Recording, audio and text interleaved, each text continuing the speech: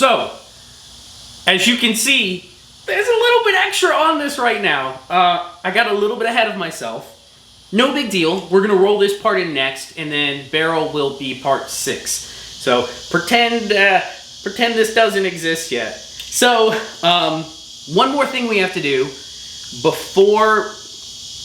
Typically, you're gonna do it before you put your barrel in because it's kind of easier to work with without this tube sticking out. But we're gonna do it now. Is you need to open up this hole here on the side, and I'll bring the camera in, don't worry. For your center support, there's a little hollow tube here, goes on the inside of the AK, and then a rivet goes through, and you mushroom over the head and do it like you would do any other rivet. This has to be done after you've welded in your rails. Typically, you would do it before you populate your barrel. You can see I got started on that last night. We started filming this process, and then today, one of my kind viewers reminded me that center support needs to go in. So I'll roll this in as the next video, the part 5. This will be part 5. How to drill this out, put your center support, and lastly, we're going to ream out and drill out our holes. So you can see the holes on this side aren't there. We're going to drill and ream out our holes for our fire control group. So we're gonna make that episode 5. It'll be real quick. I'll bring you guys in. I'll show you what I'm pointing at from over here, and we'll get it done. So let's get on it. All right, so here's what we're gonna need for this process. You're gonna need your center support, which I got mine from AK Builder. So that's the package it comes in from AK Builder. It's a flat rivet on one side, your hollow center support, and that's gonna go through this pinhole here. 2 bits that you're gonna need. One of them is a 5/32. The other one is a number 16 machine screw bit. If you don't have a number 16, but you have a bunch of American sizes sitting around, the alternative you could use is an 11/64 if you have that. Or go to the store and pick up a number 16. You want it to be as close to 0.177 as possible. The 11/64 is undersized, so your reamer will have to work a little bit harder, but it shouldn't, in the long run, it shouldn't really matter. Other 2 things you'll need are the 2 reamers for the gun, a 7mm and a 5mm. And these are gonna ream out these 2 left side holes will get reamed to 7, and the 2 right side holes will get reamed to 5, and then this will be cut to this through hole here, and here will be cut to 5/32. So the way this process is gonna work, cut the hole, because we're using a drill press, because we're using the milling machine, we're gonna chop this thing up, cut this hole, insert your 7mm reamer, ream this out, ream this out. Put those aside, flip this over, cut this front hole here, take your number 16, open these 2 holes up, and then your your 5mm reamer, and ream these 2 out. Then we're gonna install our rivet in the front and be done with this process, ready for heat treat. Next thing we're gonna do after that is heat treat. So let me move over to the mill, and I'll show you how this works. All right, so first things first, we're gonna drill out that hole there. So we gotta get this lined up with the 5/32. Let me get in the shadow a little bit so I can make sure I see this right. Here we go. So that'll give us the 5/32 drill.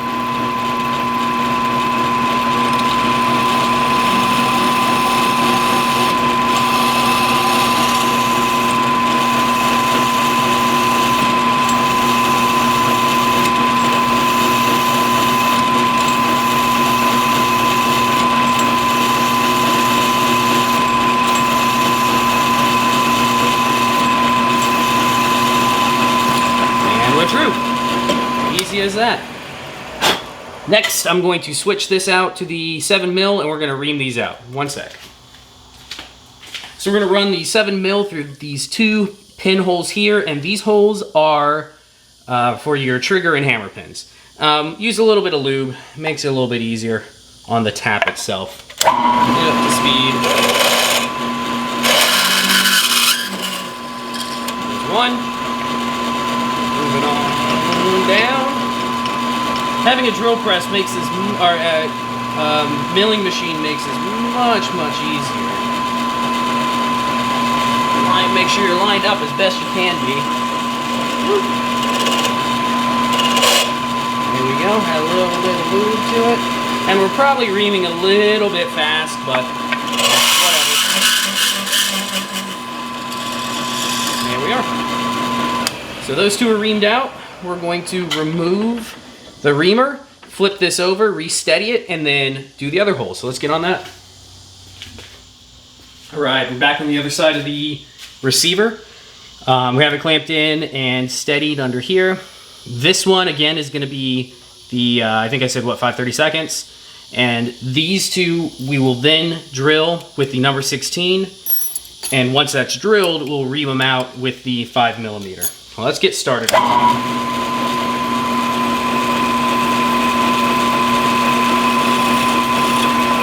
see I'm a little bit off. Let's go. There we go.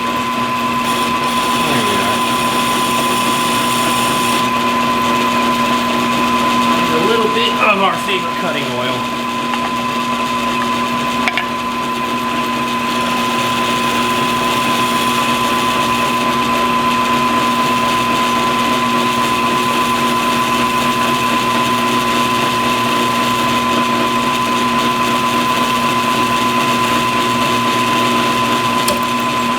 That one through. And it matches up with the other side perfect. Now what we're gonna do is change out our bits, move it over. Let's see if I can find something to rest this on better, build up a little bit of support here for it. I'll be right back, let me see if I can figure that out. All right, we're back. You can see I added a little more support here to help with this moving because this is overhanging a lot more than normal. We have the number 16 bit in there. I'm gonna add a little bit of favorite libation and get up to speed. We're gonna drill these two back holes with the number 16 and then ream them with the 5mm.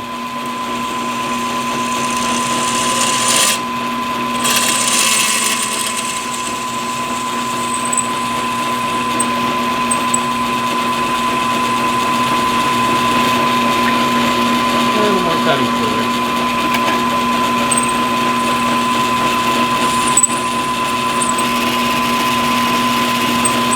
And on this hole in particular, we're actually going through a piece of the rail. There's a circular piece of the rail that hangs out in there, hangs down into that hole.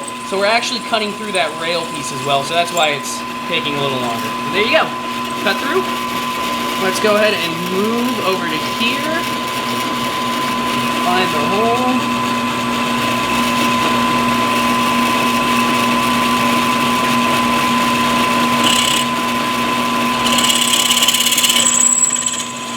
That one out.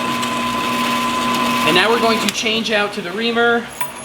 I don't need a cut camera for that. You guys can watch me do this. We're going to change the reamer into the into here. Add some cutting fluid. Come on. And then ream these two holes out. As always, thank you, Walter, for giving me a milling machine. This makes my life so much easier. A little bit now. There we go.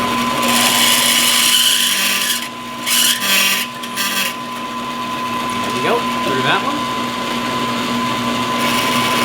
Move on over.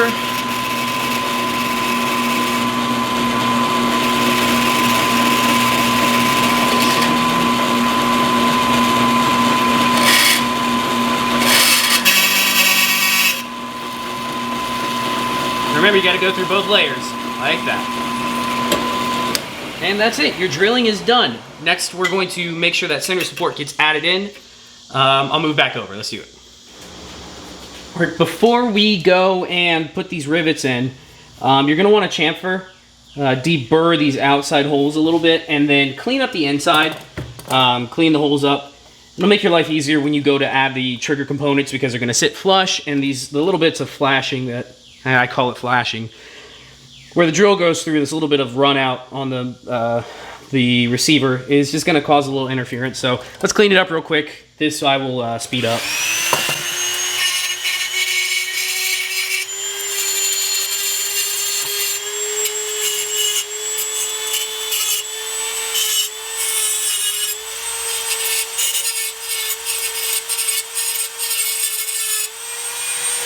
All right, clean up, get this out of the way. Move this over. So with those cleaned up, these pins should fit a little bit easier. That one goes through. Let me do it from this side too. Probably a little bit of material still. There we go. So you're going to take your center support. It's going to go on the inside of this hole here all the way through. Run it along in there. Might be a little bit snug if your receiver is a little bit bent inwards. This one looks like it's actually not too awfully bad. Only problem is, like I said, that little bit of meat left in those holes, causing it to bind up a little bit. So I'm going to tap it down in place and hopefully not go too far. Like that. Almost there.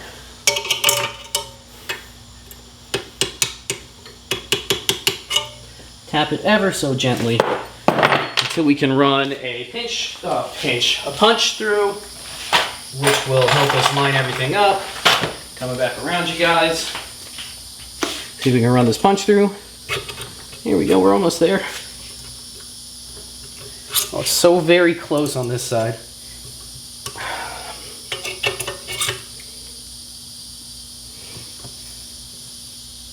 That little bit of metal flashing that's still there is basically what's the only thing that's holding it up. Almost. We're almost there. One more. I do it. Oh, we're so close. One more time.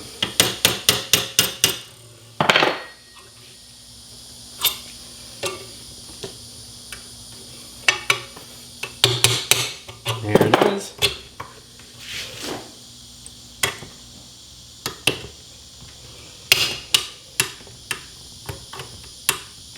Hopefully that will do it. Let's see if we can get this pin to run through. This is always the fun part, trying to get this pin in.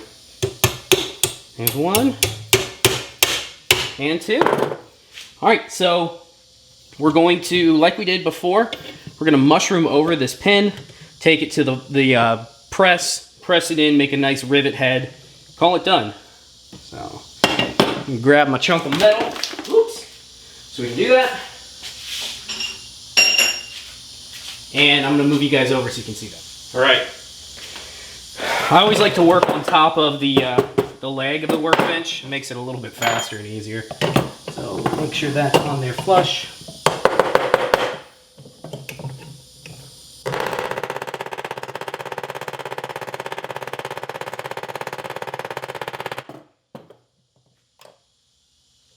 We got a nice head forming. I'm going to take it over, put it into that whole little jig that we have, put it on the press and press it. As you can see, I got the thing locked in our little Toff tool, and we're gonna press it out.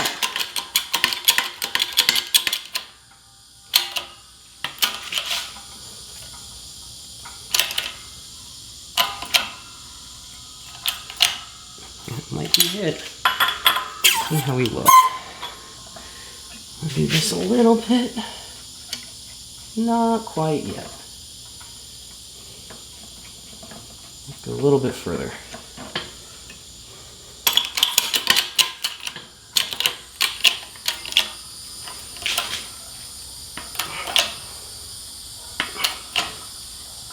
Let's try that, see where we're at.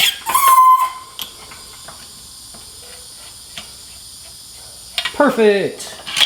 And there you are, nice rivet. So, as you can see, we are done with this step. The center support is now in the middle, nice and riveted in, and our holes on both sides are enlarged to the right diameter, 5 mil and 7 mil. Next, what we're gonna do is heat treat. So we're gonna do a spot heat treat. I'm not doing a complete heat treat. If you have a kiln, if you have access to one, you can do a full heat treat, and that's gonna be much better than a spot heat treat, but I don't have access to it, so we're gonna do a spot heat treat on the injector and the holes on either side. It's fairly straightforward. It's a pretty easy process. We'll get it done. I'll put the video together so you guys can see it. Once we're done with that, I will continue with this part. So let's get the heat treat done first. We'll go from there. That'll be the next episode though. So if you guys like this content, like, share, subscribe, hit the thumbs up. Let YouTube know, as you guys have been paying attention to the news right now, YouTube really hates certain things. Conservatives, gun lovers. Give me a thumbs up. Let me know. Let them know that you like this sort of stuff. And hopefully they will be gracious enough to leave me on the platform for now. But hope catch you guys later.